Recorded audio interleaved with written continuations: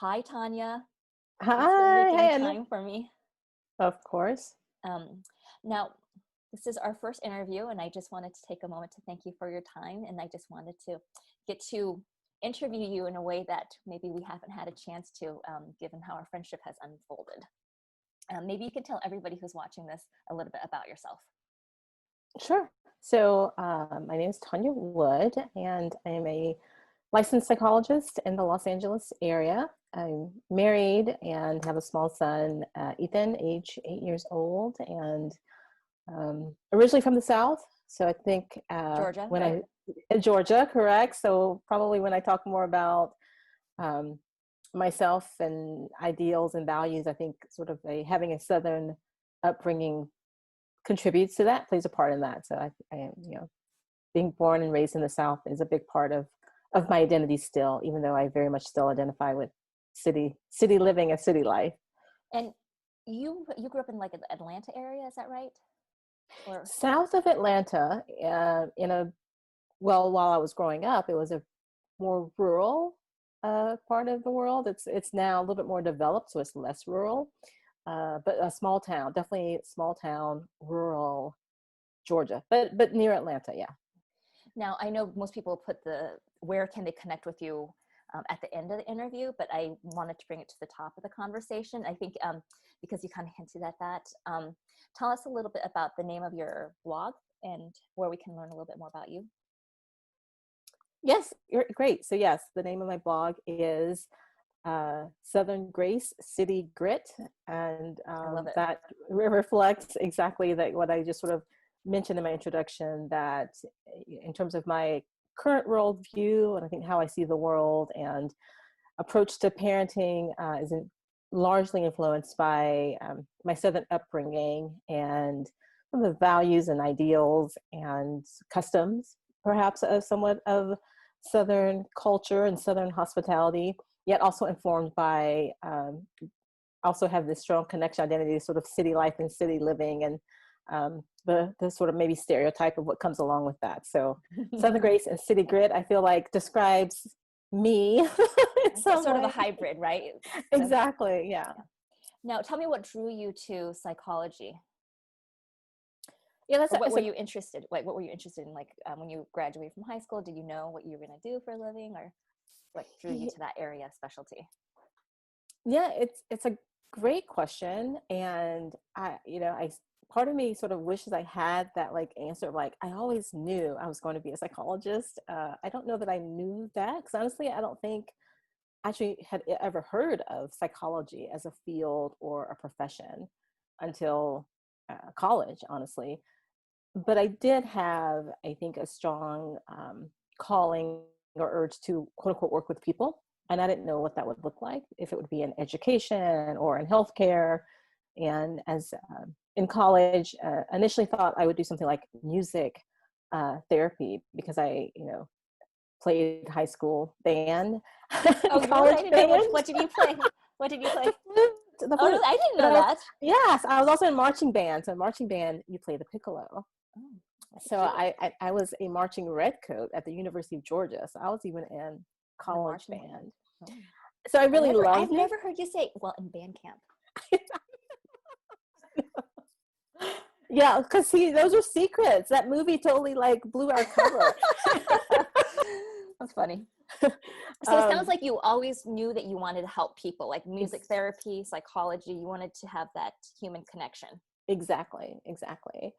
And then through just kind of the experiences of taking courses in college and guidance and mentorship of, professors who sort of took me aside, I sort of ended up being gravitated towards psychology and enjoying it. And that sort of started my lifelong pursuit and career in this field.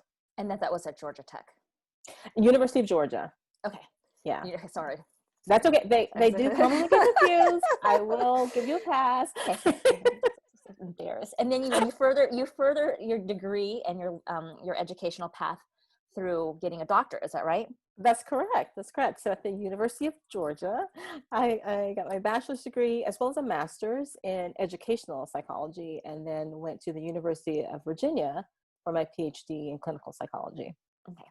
And how did you arrive in Los Angeles? What drew you out here?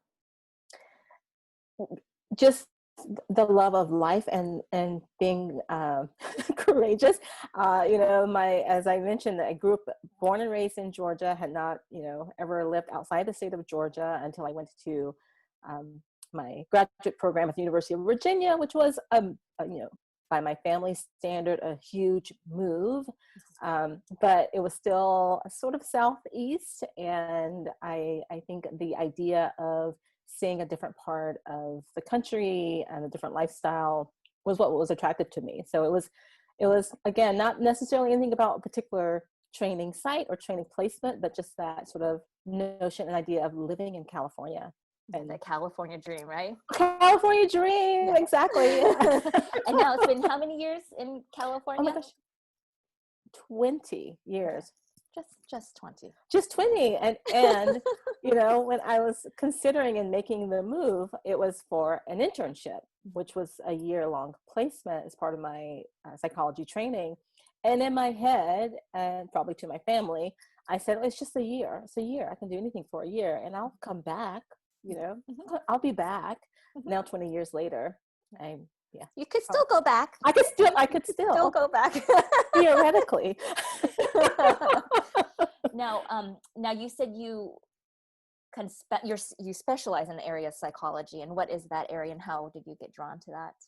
Yeah, so I actually started out as more of a child psychologist, and I mentioned before I had a master's degree at the University of Georgia in educational psychology. So I actually worked as a school psychologist for a couple of years before getting my doctorate at the University of Virginia. So the early part of my career was really centered around children and learning and psychological testing and assessment, and then behavioral interventions, particularly in interventions in the school, sort of school-based learning for children and adolescents. And I enjoyed that. And then as I moved to California, my interest sort of expanded more so into parenting and families. And then through some of my own life events, I migrated towards working with individuals and families who were dealing with family planning, adoption, infertility, pregnancy loss, et cetera. So now I have a small private practice where the focus is more with individuals and couples who are planning their families and building their families. It seems like a natural evolution of your career path, actually. Of how where you are in your personal life, and kind of it evolves. Exactly. Now, what do you love most about your work as a psychologist? And you have a lot of administrative responsibility too in the state. I do. So maybe you can share with me and people who are watching more about this.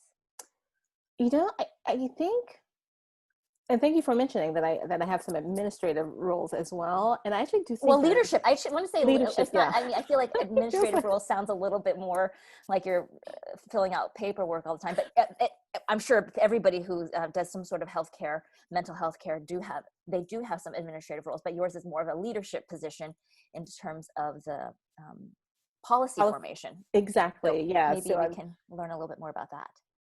Sure. Yeah. So the leadership role that I'm currently in is I'm the president of the California Psychological Association, which is a leadership, but trust me, there's a lot more administrative that probably comes along with it too.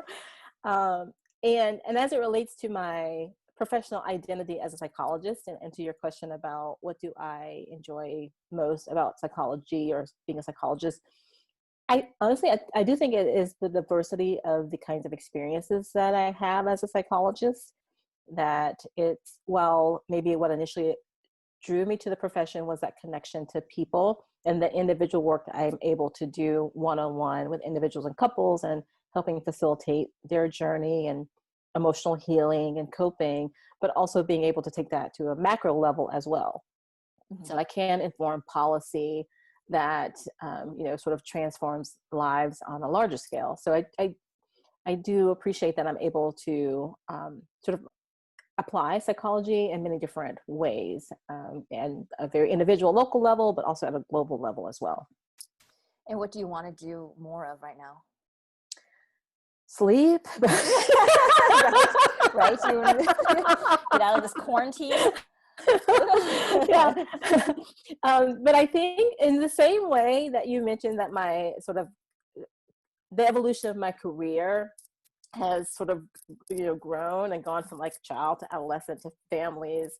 I do see myself becoming more involved in sort of systems level work. And so I see sort of a small migration towards more policy and advocacy and working in that arena, whether at the state level or at the federal level. I feel like